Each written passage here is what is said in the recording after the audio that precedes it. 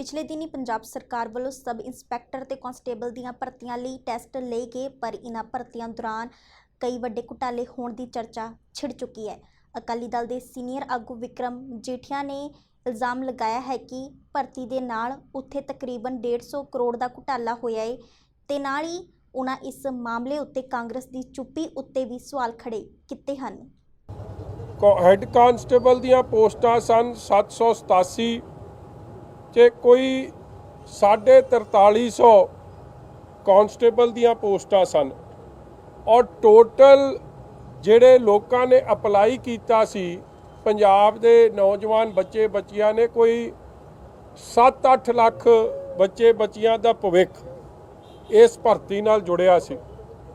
ਔਰ ਜੋ ਗੱਲ ਸਾਹਮਣੇ ਆ ਰਹੀ ਹੈ ਕਿ ਕੇਵਲ ਤੇ ਕੇਵਲ ਜਿਹੜੀ 560 ਪੋਸਟਾਂ सब इंस्पैक्टर दियां ने ਉਹਦੇ ਤੇ कोई 150 करोड़ का घपला होया, क्योंकि एक स्टूडेंट तो हले एक परचा दर्ज किया इन्हां ने और वो परचा भी एक आई वॉश किया और आप पुलिस मन रही है और ये खबरां भी लगियां ने कि किवें एक स्टूडेंट कोलों जिहड़े ऑनलाइन टैसट होने सी 30 लाख रुपया लिया जांदा सी और बाहर बैठे इन्हों आप दा ऑनलाइन पेपर दे के अंदर दाखिल कर दिंदा सीगा। जे 100-150 करोड़ की धांधली हुई है, पंजाब पुलिस ने परचा दर्ज करता है, तो की ये रिक्रूटमेंट कैंसल नहीं होनी चाहिए? कि लैवल प्लेइंग फील्ड नहीं देना चाहिए? और क्यों अज तक परचा दर्ज करन तो बाद भी सच्चाई इसलिए लुकोई जा रही है क्योंकि कई वड्डे लीडर कांग्रेस के और कई आला अफसर उन्हां दे विच इनवॉल्वमेंट का नाम आ रहा है और इस हद तक नाम आ रहा है कि कई होनहार बच्चे ਜਿਹੜੇ जिन्हां ने इस धांधली का हिस्सा नहीं रहे वो मैरिट च आ सकते सन, मगर जिन्हां ने लाखां करोड़ां रुपया का ਲੈਣ ਦੇਣ ਹੋਇਆ ਉਹ ਬੱਚੇ ਅੱਜ ਪੁਲਿਸ 'ਚ ਭਰਤੀ ਹੋ ਰਹੇ ਆ ਤੇ ਦੂਜੇ ਰਹਿ ਰਹੇ ਆ। कैबिनेट मंत्री परगट सिंह ने पंजाब के साबका मुख मंत्री कैप्टन अमरिंदर सिंह ते वड्डा हमला बोलिया है। कैप्टन ते वड्डे इल्जाम लाउंदे होए परगट सिंह ने कहा कि कैप्टन अमरिंदर सिंह भाजपा के तौर ते काम करन वाले मुख मंत्री कांग्रेस के मुख मंत्री नहीं सन। उन्होंने कहा कि कैप्टन अमरिंदर सिंह अमित शाह नाल मिल के आए हैं, पर वह पंजाब कांग्रेस के मुख मंत्री नहीं सन, वह भाजपा के मुख मंत्री के तौर पर काम कर रहे हैं। उन्होंने कहा कि अमित शाह नूं मिलण तो बाद ही झोने की लेट प्रिक्योरमेंट बारे चिट्ठी जारी हुई है। उत्थे ही केंद्र सरकार ते बोलते हुए कहा कि केंद्र सरकार नूं झोने की फसल चुक लैनी चाहिए सी। जो 10 दिन उन्होंने फसल चुकण विच पेंडिंग किते हैं वह नहीं करने चाहिए। चरणजीत सिंह चन्नी ਜਿਹੜੇ ਕੱਲ ਪ੍ਰਾਈਮ ਮਿਨਿਸਟਰ ਨੂੰ ਮਿਲ ਕੇ ਆਏ ਆ ਔਰ ਉਹਨਾਂ ਨੇ ਵੀ ਰਿਕੁਐਸਟ ਕੀਤੀ ਆ ਵੀ ਆਪਾਂ ਇਹ ਕੰਮ ਨਾ ਕਰੀਏ ਐਂਡ ਉਹਦੇ ਲਈ ਜੋ ਵੀ ਸਾਨੂੰ ਕਰਨਾ ਪਊਗਾ, ਕਿਉਂਕਿ ਅਲਟੀਮੇਟਲੀ ਗਵਰਨਮੈਂਟ ਆਫ ਇੰਡੀਆ ਦੀ ਇਹ ਪਰਚੇਜ਼ ਹੈਗੀ ਆ ਔਰ ਉਹਦੇ ਲਈ ਅਸੀਂ ਮਿਹਨਤ ਕਰ ਰਹੇ ਆ ਵੀ ਤਾਂ ਕਿ 1-2 ਦਿਨਾਂ ਦੇ ਵਿੱਚ ਇਹ ਮਸਲਾ ਸੋਲਵ ਹੋ ਜਾਵੇ। ਕਹਿ ਰਹੇ ਨੇ ਕਿ ਪੰਜਾਬ ਸਰਕਾਰ ਜਿਹੜੀਆਂ ਆਪਣੀਆਂ ਏਜੰਸੀਆਂ ਜਿਹੜੀਆਂ 5 ਏਜੰਸੀਆਂ ਨੇ ਉਹ ਸ਼ੁਰੂ ਕਰਾ ਬਹੁਤ ਹੋ ਜਾਊਗਾ। ये देखो ये सारी जिहड़ी खरीद है जिहड़ी सीसी लिमिट है ये गवर्नमेंट दियां चाहे पंजाब सरकार दियां एजेंसीज हैगियां, बट अल्टीमेटली वो खरीद जिहड़ी आ गवर्नमेंट ऑफ इंडिया लई ही हुंदी हैगी आ, क्योंकि जिहड़ी चीज़ भी बाइंडिंग हुंदी आ गवर्नमेंट ऑफ इंडिया तो आपां वो नहीं कर सकते, लेकिन डेफिनेटली 1-2 दिनां च रिजोल्व करा के ये इशू जिहड़ा उहनूं रिजोल्व कराया जाऊगा। जिहड़ा पनग्रेन एक आपां बेसिक गल समझ लईए, ये जिहड़ियां सारियां पंजाब दियां एजेंसियां भी जदों खरीद करदियां खरीद तां केंद्र दे बिहाफ ते करदियां हैगियां, उदों ओह नोडल एजेंसीज हुंदियां केंद्र सरकार दियां, पर केंद्र सरकार दी चिट्ठी करके सानूं ओहदे ते वादा हैगी आ, इस करके नहीं असीं कर रहे, नहीं तां होर साडू असीं तां वी आर रेडी, बारदाना बिल्कुल तैयार पिया, हर चीज़ तैयार पई हैगी आ, लेकिन ये शरारत हुई आ और शरारत भी मैं तुहानूं दसदा भी साडे जिहड़े पुराने chief minister captain Amarinder Singh है ना, वो जदों जाके दिल्ली मिल के आए आ शरारत उदों बाद हुई आ ਔਰ ਇਹ ਬਿਲਕੁਲ ਜਾਣਬੁੱਝ ਕੇ ਹੋਇਆ। ਔਰ ਕਿਉਂਕਿ ਪਿਛਲੇ ਸਮੇਂ ਦੇ ਵਿੱਚ ਵੀ ਕਿਉਂਕਿ ਇਹ ਕਿਉਂ ਨਹੀਂ ਹੋ ਸਕਦਾ ਸੀ, ਔਰ ਇਹ ਮੇਰਾ ਖਿਆਲ ਆ ਵੀ ਕੇਂਦਰ ਸਰਕਾਰ ਨੂੰ ਇਦਾਂ ਦਾ ਰਵੱਈਆ ਅਪਣਾਉਣਾ ਨਹੀਂ ਚਾਹੀਦਾ, ਤਾਂ ਕਿ ਸਾਡਾ ਪਹਿਲਾਂ ਹੀ ਕਿਸਾਨਾਂ ਦਾ ਬਹੁਤ ਵੱਡਾ ਕਸੂਰ ਹੋਇਆ, ਹੁਣ ਦੁਬਾਰਾ ਜਿਹੜਾ ਕਸੂਰ ਸਾਜ਼ਿਸ਼ ਦੇ ਪਿੱਛੇ ਮਨਸ਼ਾ ਕੀ ਨਜ਼ਰ ਆਉਂਦੀ ਸਰ? ਕੀ ਮਨਸ਼ਾ ਸਮਝੋ? ਮਨਸ਼ਾ ਤਾਂ ਮੈਨੂੰ ਇਹ ਸੱਚੀ ਗੱਲ ਆ ਪੋਲੀਟੀਕਲ ਜੀ ਮਨਸ਼ਾ ਨਜ਼ਰ ਆਉਂਦੀ ਹੈ। ਕੈਪਟਨ ਅਮਰਿੰਦਰ ਸਿੰਘ ਪਾਰਟੀ ਬਣਾਉਣੀ ਚਾਹੁੰਦੇ ਆ, ਬੈਕਗਰਾਊਂਡ ਤੇ ਬੀਜੇਪੀ ਆਉਣਾ ਚਾਹੁੰਦੀ ਆ। ਹੌਲੀ ਹੌਲੀ ਜਿਹੜੀ ਬਿੱਲੀ ਆ ਨਾ, ਜਿਹੜੀ ਮੈਂ ਪਹਿਲਾਂ ਕਹਿੰਦਾ ਹੁੰਦਾ ਸੀਗਾ ਵੀ ਕੈਪਟਨ ਅਮਰਿੰਦਰ ਸਿੰਘ ਬੀਜੇਪੀ ਨਾਲ ਰਲਿਆ ਹੋਇਆ, ਉਹ ਲਗਭਗ ਹੌਲੀ ਹੌਲੀ ਸਾਹਮਣੇ ਆ ਰਹੀ। ਪਟਿਆਲਾ ਤੋਂ ਸਾਬਕਾ ਸੰਸਦ ਮੈਂਬਰ ਡਾਕਟਰ ਧਰਮਵੀਰ ਗਾਂਧੀ ਨੇ ਵੀ ਸਾਬਕਾ ਮੁੱਖ ਮੰਤਰੀ ਕੈਪਟਨ ਅਮਰਿੰਦਰ ਸਿੰਘ ਉੱਤੇ ਵੱਡੇ ਇਲਜ਼ਾਮ ਲਗਾਏ ਹਨ। ਉਨ੍ਹਾਂ ਕਿਹਾ ਕਿ ਕੈਪਟਨ ਨੇ ਆਪਣੇ ਦੂਜੇ ਕਾਰਜਕਾਲ ਦੌਰਾਨ ਭਾਜਪਾ ਦੀ ਬੀ ਟੀਮ ਬਣ ਕੇ ਹੀ ਕੰਮ ਕੀਤਾ ਹੈ। ਉਨ੍ਹਾਂ ਇਲਜ਼ਾਮ ਲਗਾਇਆ ਹੈ ਕਿ ਬੇਸ਼ੱਕ ਉਹ ਮੁੱਖ ਮੰਤਰੀ ਕਾਂਗਰਸ ਵੱਲੋਂ ਸਨ, ਪਰ ਉਨ੍ਹਾਂ ਦੀ ਭਾਜਪਾ ਨਾਲ ਨੇੜਤਾ ਬਾਰੇ ਸਭ ਜਾਣਦੇ ਹਨ। ਕਾਂਗਰਸ ਪਾਰਟੀ ਨੂੰ ਭਾਵੇਂ ਰਸਮੀ ਅਲਵਿਦਾ ਹੁਣ ਕਹਿ ਰਹੇ ਹੈਗੇ ਆ, ਪਰ ਕਾਫੀ ਲੰਮੇ ਸਮੇਂ ਤੋਂ ਉਹਨਾਂ ਦੀ ਕਾਂਗਰਸ ਪਾਰਟੀ ਨਾਲ ਖਟਪਟ ਚੱਲਦੀ ਰਹੀ ਹੈਗੀ ਹੈ। ਉਹ ਕਾਂਗਰਸ ਪਾਰਟੀ ਦੀ ਹਾਈ ਕਮਾਂਡ ਨੂੰ ਹਮੇਸ਼ਾ ਡਿਫਾਈ ਕਰਦੇ ਰਹੇ ਹੈ। ਉਲਟਾ ਮਤਲਬ ਜਿਹੜਾ ਕਾਂਗਰਸ ਪਾਰਟੀ ਦਾ ਨਰੇਟਿਵ ਸੀਗਾ ਹਿੰਦੁਸਤਾਨ ਬਾਰੇ ਜਾਂ ਮਤਲਬ ਸਿਆਸਤ ਬਾਰੇ, ਉਹਦੇ ਉਲਟ ਉਹ ਜੋ ਮੋਦੀ ਸਾਹਿਬ ਦਾ ਨਰੇਟਿਵ ਸੀਗਾ, ਪਾਕਿਸਤਾਨ ਦੇ ਖਿਲਾਫ ਬਿਆਨ ਹੈ, ਚੀਨ ਦੇ ਖਿਲਾਫ ਬਿਆਨ ਹੈਗੇ ਹੈ, ਜਾਂ ਮਤਲਬ ਸਿੱਧੂ ਸਾਹਿਬ ਨਾਲ ਜੋੜ ਕੇ ਬਾਰਡਰ ਸਟੇਟ ਦਾ ਰੌਲਾ ਪਾ ਕੇ ਜਾਂ ਉਹਦੀ ਚਰਚਾ ਕਰਕੇ ਖਤਰੇ ਦੀ ਜਿਹੜੀ ਘੰਟੀ ਖੜਕਾਣੀ ਹੈਗੀ, ਸੈਂਟਰ ਨੂੰ ਇੱਕ ਕਿਸਮ ਦਾ ਅਪੀਜ਼ਮੈਂਟ ਕਰਨੀ ਹੈਗੀ, ਉਹਦੇ ਉਸ ਨੀਤੀ 'ਤੇ ਸ਼ੁਰੂ ਚੱਲਦੇ ਆ ਰਹੇ ਆ।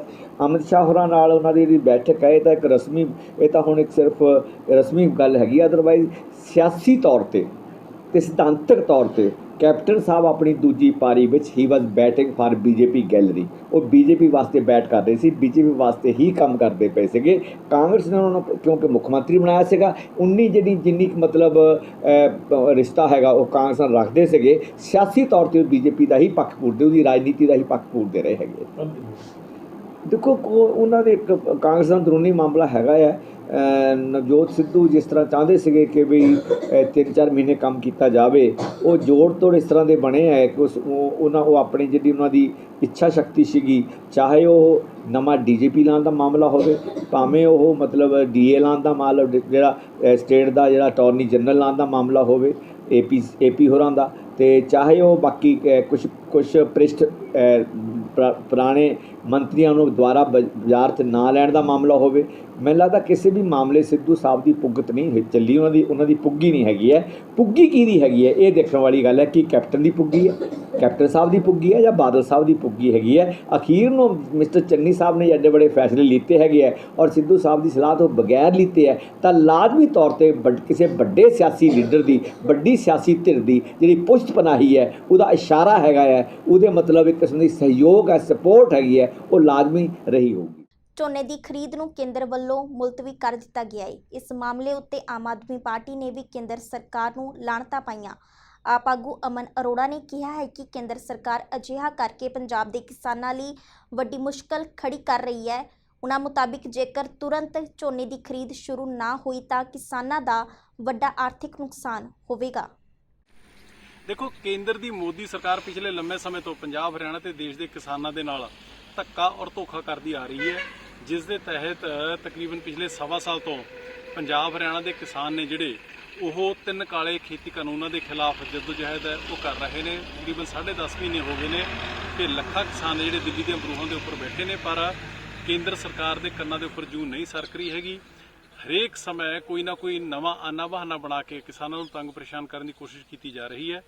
ਇਸੇ ਦੀ ਲੜੀ ਦੇ ਵਿੱਚ ਜਿਸ ਤਰੀਕੇ ਦੇ ਨਾਲ ਕੱਲ ਕੇਂਦਰ ਸਰਕਾਰ ਨੇ ਆਰਡਰ ਕੀਤੇ ਨੇ ਕਿ ਜਿਹੜੀ ਝੋਨੇ ਦੀ ਫਸਲ ਦੀ ਖਰੀਦ 1 ਅਕਤੂਬਰ ਤੋਂ ਸ਼ੁਰੂ ਹੁੰਦੀ ਆ ਰਹੀ ਹੈ ਪਿਛਲੇ ਲੰਮੇ ਕਈ ਸਾਲਾਂ ਤੋਂ, ਉਸ ਨੂੰ ਸਿਰਫ 1 ਰਾਤ ਪਹਿਲਾਂ 10 ਦਿਨ ਡਿਲੇ ਕਰ ਦਿੱਤਾ ਗਿਆ ਕਿ 11 ਅਕਤੂਬਰ ਤੋਂ ਹੁਣ ਇਹ ਖਰੀਦ ਹੈ ਜਿਹੜੀ ਉਹ ਸ਼ੁਰੂ ਹੋਏਗੀ। ਮੈਂ ਕੇਂਦਰ ਸਰਕਾਰ ਨੂੰ ਕਹਿਣਾ ਚਾਹੁੰਦਾ, ਬੇਨਤੀ ਔਰ ਅਪੀਲ ਕਰਨਾ ਚਾਹੁੰਦਾ ਕਿ ਤੁਸੀਂ ਤਾਂ ਰਾਤ ਨੂੰ ਦਫ਼ਤਰਾਂ ਦੇ ਵਿੱਚ ਬੈਠ ਕੇ ਆਰਡਰ ਕੱਢ ਦਿੰਦੇ ਹੋ, ਪਰ ਕਿਸਾਨ, ਮਜ਼ਦੂਰ, ਜਿਹੜੇ ਆੜਤੀਏ ਵੀਰ, ਉਹਨਾਂ ਨੇ ਆਪਣੀ ਪਲੈਨਿੰਗ ਹੈ ਜਿਹੜੀ ਉਹ ਕੀਤੀ ਹੁੰਦੀ ਹੈ। ਕਿਸਾਨਾਂ ਨੇ ਕੰਬਾਈਨਾਂ ਬੁੱਕ ਕੀਤੀਆਂ ਹੁੰਦੀਆਂ ਨੇ, ਕਿਸੇ ਨੇ ਟਰੈਕਟਰ ਟਰਾਲੀ ਹੈ ਜਿਹੜੀ ਉਹ ਮੰਗਿਆ ਹੁੰਦਾ ਹੈ, ਅਗਲੀ ਫਸਲ ਦੀ ਬੀਜ ਬਜਾਈਏ ਦਾ ਪ੍ਰੋਗਰਾਮ ਹੈ ਜਿਹੜਾ ਉਹ ਲਿਖਿਆ ਹੁੰਦਾ ਹੈ। ਪਰ ਮੈਂ ਸਮਝਦਾ ਕਿ ਕੇਂਦਰ ਸਰਕਾਰ ਨੂੰ ਇਹਨਾਂ ਗੱਲਾਂ ਦੇ ਨਾਲ ਸਰੋਕਾਰ ਨਹੀਂ ਹੈਗਾ। ਉਹਨਾਂ ਦਾ ਮਕਸਦ ਸਿਰਫ ਔਰ ਸਿਰਫ ਇੱਕੋ ਹੀ ਹੈ ਕਿ ਕਿਸ ਤਰੀਕੇ ਦੇ ਨਾਲ ਉਹਨਾਂ ਕਿਸਾਨਾਂ ਨੂੰ ਜਿਨ੍ਹਾਂ ਨੇ ਕੇਂਦਰ ਦੀ ਮੋਦੀ ਸਰਕਾਰ ਦੇ ਨਾਲ ਮੱਥਾ ਲਾਇਆ ਹੋਇਆ ਹੈ ਉਹਨਾਂ ਨੂੰ ਪਰੇਸ਼ਾਨ ਕਿਵੇਂ ਕੀਤਾ ਜਾਵੇ। ਸੋ ਇਸ ਕਰਕੇ ਕੇਂਦਰ ਸਰਕਾਰ ਨੂੰ ਅਸੀਂ ਅਪੀਲ ਕਰਦੇ ਹਾਂ, ਬੇਨਤੀ ਕਰਦੇ ਹਾਂ ਕਿ ਆਪਣਾ ਇਹ ਨਾਦਰਸ਼ਾਹੀ ਫੈਸਲਾ ਜਿਹੜਾ ਉਹ ਵਾਪਸ ਲਓ। ਇਮੀਡੀਏਟਲੀ ਝੋਨੇ ਦੀ ਪਰਚੇਜ਼ ਦਾ ਕੰਮ ਹੈ ਜਿਹੜਾ ਉਹ ਸ਼ੁਰੂ ਕੀਤਾ ਜਾਵੇ ਤੇ ਪੰਜਾਬ ਸਰਕਾਰ ਨੂੰ ਵੀ ਬੇਨਤੀ ਕਰਦੇ ਹਾਂ ਕਿ ਤੁਸੀਂ ਆਪਣਾ ਕਾਟੋਕਲੇ ਛੱਡ ਕੇ ਤੁਸੀਂ ਕਿਸਾਨਾਂ ਵੱਲ, ਮਜ਼ਦੂਰਾਂ ਵੱਲ, ਸ਼ੈਲਰ ਔਰ ਆੜਤੀਆਂ ਵੱਲ ਧਿਆਨ ਦਿਓ। ਇਮੀਡੀਏਟਲੀ ਪਰਚੇਜ਼ ਜਿਹੜੀ ਉਹ ਚਾਲੂ ਹੋਣੀ ਚਾਹੀਦੀ ਹੈ ਤਾਂ ਕਿ ਆਪਣੇ ਪਲਾਨਡ ਸ਼ੈਡਿਊਲ ਦੇ ਮੁਤਾਬਕ ਕਿਸਾਨ ਹੈ ਜਿਹੜਾ ਆਪਣੇ ਪੁੱਤਾਂ ਵਰਗੀ ਪਾਲੀਆਂ ਹੋਈਆਂ ਫਸਲਾਂ ਨੂੰ ਸਾਂਭ ਸਕੇ। ਕੇਂਦਰ ਸਰਕਾਰ ਵੱਲੋਂ ਝੋਨੇ ਦੀ ਖਰੀਦ 1 ਅਕਤੂਬਰ ਨੂੰ ਨਾ ਕਰਵਾ ਕੇ 1 ਅਕਤੂਬਰ ਤੋਂ ਸ਼ੁਰੂ ਕਰਵਾਉਣ ਨੂੰ ਲੈ ਕੇ ਕਿਸਾਨ ਨਾਰਾਜ਼ ਨੇ ਅਤੇ ਇਸੇ ਨੂੰ ਲੈ ਕੇ ਅੱਜ ਪੰਜਾਬ ਭਰ ਵਿੱਚ ਕਿਸਾਨਾਂ ਵੱਲੋਂ ਜ਼ਿਲ੍ਹਾ ਡੀਸੀ ਦਫ਼ਤਰਾਂ, ਸਰਕਾਰ ਦੇ ਚੁਣੇ ਹੋਏ ਵਿਧਾਇਕਾਂ, ਮੰਤਰੀਆਂ ਦਾ ਘਿਰਾਓ ਕਰ ਰਹੇ ਨੇ। ਇਸੇ ਦੇ ਤਹਿਤ ਲੁਧਿਆਣਾ ਵਿੱਚ ਭਾਰਤੀ ਕਿਸਾਨ ਯੂਨੀਅਨ ਕਾਦੀਆਂ ਵੱਲੋਂ ਲੁਧਿਆਣਾ ਦੇ ਡੀਸੀ ਵਰਿੰਦਰ ਸ਼ਰਮਾ ਦੀ ਰਿਹਾਇਸ਼ ਦੇ ਬਾਹਰ ਉਹਨਾਂ ਨੂੰ ਇੱਕ ਮੰਗ ਪੱਤਰ ਸੌਂਪਿਆ ਗਿਆ, ਜਿਸ ਵਿੱਚ ਮੰਗ ਕੀਤੀ ਗਈ ਕਿ ਝੋਨੇ ਦੀ ਖਰੀਦ ਸ਼ੁਰੂ ਕਰਵਾਈ ਜਾਵੇ ਕਿਉਂਕਿ ਕਿਸਾਨਾਂ ਦੀ ਫਸਲ ਮੰਡੀਆਂ ਵਿੱਚ ਪਹੁੰਚ ਚੁੱਕੀ ਹੈ ਅਤੇ ਇਸ ਕਾਰਨ ਕਿਸਾਨਾਂ ਨੂੰ ਨੁਕਸਾਨ ਹੋ ਰਿਹਾ ਹੈ। ਰੱਦ ਕਰੋ ਕਾਲੇ ਕਾਨੂੰਨ, ਰੱਦ ਕਰੋ ਇਹ ਸਰਕਾਰਾਂ ਕਰਦੀਆਂ ਕੀ, ਹੇਰਾ ਫੇਰੀ 420, ਇਹ ਸਰਕਾਰਾਂ ਕਰਦੀਆਂ ਕੀ, ਹੇਰਾ ਫੇਰੀ 420, ਮੋਦੀ ਸਰਕਾਰ ਮੁਰਦਾਬਾਦ। ਕੀ ਨਾਮ ਹੈ ਔਰ ਕਿਸ ਚੀਜ਼ ਨੂੰ ਲੈ ਕੇ ਅੱਜ ਮੰਗ ਪੱਤਰ ਦੇਣਾ ਚਾਹਿਆ, ਕਿੱਥੇ ਆਏ ਹੋ? ਮੇਰਾ ਨਾਮ ਹੈਗਾ ਹਰਦੀਪ ਸਿੰਘ ਗਿਆਸਪੁਰਾ, ਜ਼ਿਲ੍ਹਾ ਪ੍ਰਧਾਨ ਭਾਰਤੀ ਕਿਸਾਨ ਯੂਨੀਅਨ ਕਾਦੀਆਂ। ਅੱਜ ਅਸੀਂ ਇੱਥੇ ਡੀਸੀ ਸਾਹਿਬ ਨੂੰ ਆਪਣਾ ਮੰਗ ਪੱਤਰ ਦੇਣ ਆਏ ਹਾਂ ਕਿਉਂਕਿ ਜੋ ਕੇਂਦਰ ਸਰਕਾਰ ਨੇ ਕਾਫੀ ਲੰਬੇ ਸਮੇਂ ਤੋਂ 1 ਅਕਤੂਬਰ ਤੋਂ ਜੋ ਝੋਨੇ ਦੀ ਖਰੀਦ ਹੁੰਦੀ ਸੀ ਉਹਨੂੰ ਕੱਲ ਇਹਨਾਂ ਨੇ ਬਿਆਨ ਆਇਆ ਸੈਂਟਰ ਗਵਰਨਮੈਂਟ ਦਾ ਵੀ ਉਹਨੂੰ ਇਹਨਾਂ ਨੇ 11 ਅਕਤੂਬਰ ਕਰਤਾ। ਉਹ 10 ਦਿਨ ਡਿਲੇ ਕਰਨ ਦੇ ਨਾਲ ਜੋ ਸਾਡੇ ਪੰਜਾਬ ਦੇ ਵਿੱਚ ਅਗੇਤੀ ਝੋਨੇ ਦੀ ਕਟਾਈ ਸ਼ੁਰੂ ਹੋਈ ਆ ਉਹਨਾਂ ਦੇ ਅਮਾਰ ਨੇ ਜੋ ਮੰਡੀਆਂ ਦੇ ਵਿੱਚ ਲੱਗ ਜਾਣਗੇ, ਉਹਦੇ ਨਾਲ ਸੈਲਰ ਮਾਲਕ, ਆੜਤੀਏ ਸਭ ਨੂੰ ਬਹੁਤ ਜ਼ਿਆਦਾ ਪਰੇਸ਼ਾਨੀ ਹੋਣੀ ਆ, ਨਾ ਕਿ ਬਾਰਦਾਨਾ ਮਿਲਣਾ ਕਿਉਂਕਿ ਜਿਹੜੀ ਝੋਨੇ ਦੀ ਇਹ ਵਢਾਈ ਆ ਤੇ ਮੰਡੀਆਂ ਦੇ ਵਿੱਚ ਆ ਰਿਹਾ ਇਹ 22-23 ਤਰੀਕ ਤੋਂ ਝੋਨਾ ਆਉਣ ਲੱਗ ਗਿਆ। ਮੰਡੀਆਂ ਪਹਿਲਾਂ ਹੀ ਤਕਰੀਬਨ ਬੁੱਕ ਹੋ ਚੁੱਕੀਆਂ ਨੇ। ਜਿਹੜਾ ਹੁਣ ਇੱਕਦਮ ਆ ਬਾਰਿਸ਼ ਤੋਂ ਬਾਅਦ ਝੋਨੇ ਨੇ ਚੱਲਣਾ ਕਟਾਈ, ਜਿਹੜਾ ਉਹ ਮੰਡੀ ਦੇ ਵਿੱਚ ਸਿੱਟਣ ਨੂੰ ਜਗ੍ਹਾ ਨਹੀਂ ਰਹਿਣੀ, ਨਾ ਕਿ ਕਿਸਾਨ ਆ ਜਿਹੜਾ ਉਹ ਇਸ ਇੰਨੀ ਫਸਲ ਨੂੰ ਆਪਣੇ ਘਰੇ ਰੱਖ ਸਕਦਾ। ਇਹਦੇ ਨਾਲ ਬਹੁਤ ਜ਼ਿਆਦਾ ਸਰਕਾਰ ਔਰ ਕਿਸਾਨ ਦੇ ਵਿੱਚ ਟਕਰਾਅ ਪੈਦਾ ਹੋ ਸਕਦਾ। ਅਸੀਂ ਇੱਕ ਬੇਨਤੀ ਕਰਨ ਆਏ ਹਾਂ ਬਈ ਸਰਕਾਰ ਨੂੰ ਜੋ ਸਾਡੀ ਪਹਿਲਾਂ ਤੋਂ ਖਰੀਦ ਸੀ ਉਹਨੂੰ ਉਸੇ ਤਰ੍ਹਾਂ ਚਾਲੂ ਕਰਨਾ ਚਾਹੀਦਾ। ਇਸ ਦੇ ਨਾਲ ਨਹੀਂ ਕਿਸਾਨ ਸੜਕਾਂ ਤੇ ਉਤਰਨਗੇ। ਇਹਦੇ ਨਾਲ ਮਾਹੌਲ ਬਹੁਤ ਜ਼ਿਆਦਾ। ਲੇਟ ਦਾ ਕਾਰਨ ਕੀ ਸਮਝਦੇ ਹੋ ਕਿ ਇਸ ਤਰ੍ਹਾਂ ਦੇ ਲੇਟ ਦਾ ਕਾਰਨ ਮੈਂ ਤਾਂ ਇਹਨੂੰ ਪੋਲੀਟਿਕਸ ਕਹੂੰਗਾ ਬਈ ਇਹ ਬੀਜੇਪੀ ਕਹਿੰਦੀ ਆ ਬਈ ਜੋ ਕਿਸਾਨ ਸਾਡੇ ਉੱਤੇ ਬੈਠੇ ਨੇ ਦਿੱਲੀ ਉਹਨਾਂ ਨੂੰ ਹੈਰਾਨ ਕੀਤਾ ਜਾਵੇ ਵੀ ਉਹ ਆਪਣਾ ਇੱਧਰ ਛੱਡ ਕੇ ਪੰਜਾਬ ਦੇ ਵੱਲ ਨੂੰ ਆਉਣ।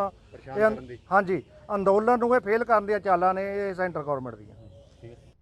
ਪਿਛਲੇ ਦਿਨੀ ਪਾਕਿਸਤਾਨ ਵਿੱਚ ਇੱਕ ਸਿੱਖ ਜਿਨ੍ਹਾਂ ਦਾ ਨਾਮ ਸਤਨਾਮ ਸਿੰਘ ਸੀ ਉਹਨਾਂ ਦਾ ਗੋਲੀਆਂ ਮਾਰ ਕੇ ਕਤਲ ਕਰ ਦਿੱਤਾ ਗਿਆ, ਜਿਸ ਕਾਰਨ ਪਾਕਿਸਤਾਨ ਵਿੱਚ ਵਸਦੀਆਂ ਘੱਟ ਗਿਣਤੀਆਂ ਵਿੱਚ ਚਿੰਤਾ ਵੱਧ ਗਈ ਹੈ। ਦਿੱਲੀ ਕਮੇਟੀ ਦੇ ਪ੍ਰਧਾਨ ਮਨਜਿੰਦਰ ਸਿੰਘ ਸਿਰਸਾ ਨੇ ਇਸ ਸੰਬੰਧੀ ਵਿਦੇਸ਼ ਮੰਤਰੀ ਐਸ ਜੈ ਸ਼ੰਕਰ ਨਾਲ ਗੱਲਬਾਤ ਕੀਤੀ ਹੈ ਤੇ ਮੰਗ ਕੀਤੀ ਹੈ ਕਿ ਪਾਕਿस्तान ਵਿੱਚ ਵਸਦੀਆਂ ਘੱਟ ਗਿਣਤੀਆਂ ਦੀ ਸੁਰੱਖਿਆ ਯਕੀਨੀ ਹੋਵੇ। कल पाकिस्तान में एक बहुत ही दिल दहला देने वाली दहशत वाली घटना सामने आई जब सरदार सतनाम सिंह जी हकीम, जिनको पेशावर में 4 गोलियां मारकर जिनका कत्लेआम कर दिया गया, लेकिन उससे भी बड़ी आज जो बहुत बड़ी खतरे की घंटी या मिनॉरिटीज़ के लिए एक बहुत बड़ी चिंता का विषय बना जब उसकी जिम्मेवारी ISKP जो कि एक दहशतगर्द संस्था है पाकिस्तान और अफगानिस्तान में, जिसने अफगानिस्तान काबुल के एयरपोर्ट के बाहर बम ब्लास्ट करके कई अमेरिकन्स को उड़ाया था, उसने इसकी जिम्मेवारी ली। इसकी जिम्मेवारी लेने से पाकिस्तान के मिनॉरिटीज़ के अंदर बहुत बड़ी दहशत है और ख़तरा अफगानिस्तान में भी हमारे परिवारों के ऊपर है, क्योंकि ये जो संस्था है ये मिनॉरिटीज़ के ऊपर हमला करती है। ये पाकिस्तान को, अफगानिस्तान को इस्लामिक स्टेट बनाने की बात करती है और निरंतर इसने मिनॉरिटीज़ को वहाँ पे निशाना बनाया है। मैं विदेश मंत्री जी से आग्रह करता हूँ, देश के प्रधानमंत्री जी से भी आग्रह करता हूँ, ये बहुत बड़ा चिंता का विषय खाली पाकिस्तान के लिए नहीं रहा, अफगानिस्तान के लिए भी बन गया है और पाकिस्तान के अंदर भी मिनॉरिटीज़ में बहुत बड़ी दहशत है इस चीज़ को लेकर कि क्या आगे भी कोई ऐसा कदम उठाएंगे, और अफगानिस्तान में भी सिखों के लिए बहुत बड़ी दहशत की एक खबर है। इसलिए मैं उनसे आग्रह करता हूँ वो तुरंत इसके ऊपर अपने बेस्ट पॉसिबल एफर्ट्स लगाएं और वहाँ की सरकारों से बातचीत करके हमारे वहाँ जो मिनॉरिटीज़ हैं उनको सुरक्षा दिलवाएं और उनकी सुरक्षा की चिंता करें। रानी